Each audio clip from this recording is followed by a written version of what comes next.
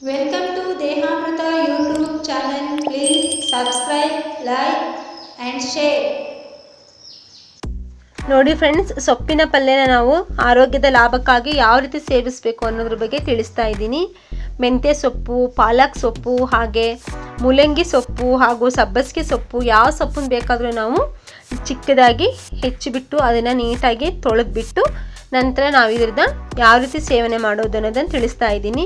2 table tea ಸ್ಪೂನಷ್ಟು ಎಣ್ಣೆ ಹಾಕಿಬಿಟ್ಟು ಅದಕ್ಕೆ ಒಂದು ಅರ್ಧ ಟೇಬಲ್ ಟೀ ಸ್ಪೂನಷ್ಟು ಸಾಸಿವೆ ಹಾಕಿ, ನಂತರ ಮೀಡಿಯಮ್ ಗಾತ್ರದ 2 ಮತ್ತು ಮೀಡಿಯಮ್ ಗಾತ್ರದ 2 ಈರುಳ್ಳಿ ಹಾಗೂ ಟೊಮೊಟೊ ಚಿಕ್ಕದಾಗಿ ಹೆಚ್ಚಿಬಿಟ್ಟು ಅದನ್ನು ಹಾಕಿ ಸ್ವಲ್ಪ ಫ್ರೈ ಮಾಡಿ, ಆನಂತರ ಸ್ವಲ್ಪ ಅಚ್ಚು ಖಾರದ ಪುಡಿ, 1 ಚಿಟಿಕೆ ಅರಿಶಿಣದ ಪುಡಿಯನ್ನು ಹಾಕಿ ಚೆನ್ನಾಗಿ ಈ ರೀತಿ ಮಿಕ್ಸ್ ಮಾಡಿ. ಈ ರೀತಿ ಮಿಕ್ಸ್ ಮಾಡಿದ ತಕ್ಷಣ ಇದು ಒಂದು ಸ್ವಲ್ಪ ಚೆನ್ನಾಗಿ ಬಾಯ್ಲ್ ಆಗಬೇಕು, ಚೆನ್ನಾಗಿ ಬೇಯಬೇಕು ಫ್ರೆಂಡ್ಸ್. ಈ ಹಸಿ ಈರುಳ್ಳಿ ವಾಸನೆ ಹೋಗೋ ತನಕ ಇದನ್ನು ನೀಟಾಗಿ ಚೆನ್ನಾಗಿ ಫ್ರೈ ಮಾಡ್ಕೊಳ್ಳಿ. ಈ ರೀತಿ ಗೊಜ್ಜನ್ನು ತಯಾರಿಸ್ಕೊಂಡ್ಬಿಟ್ಟು ಈ ಗೊಜ್ಜಿಗೆ ನಾವು ಇವಾಗ ಏನು ಮಾಡಬೇಕಪ್ಪ ಅಂದರೆ ತೊಳೆದು ಹೆಚ್ಚಿ ರೆಡಿ ಮಾಡಿಟ್ಟಂತಹ ಎಲ್ಲ ಮಿಕ್ಸ್ ಸೊಪ್ಪನ್ನ ಇದಕ್ಕೆ ಹಾಕಿಬಿಟ್ಟು ಚೆನ್ನಾಗಿ ಕೈ ಆಡಿದ ತಕ್ಷಣ ನಮಗೆ ಒಂದು 2 ಸೆಕೆಂಡ್ ಇದನ್ನು ಸ್ವಲ್ಪ ಹಾಗೆ ಹಬೆಗೆ ಮುಚ್ಚಿ ಬಿಟ್ಬಿಡಿ ಫ್ರೆಂಡ್ಸ್.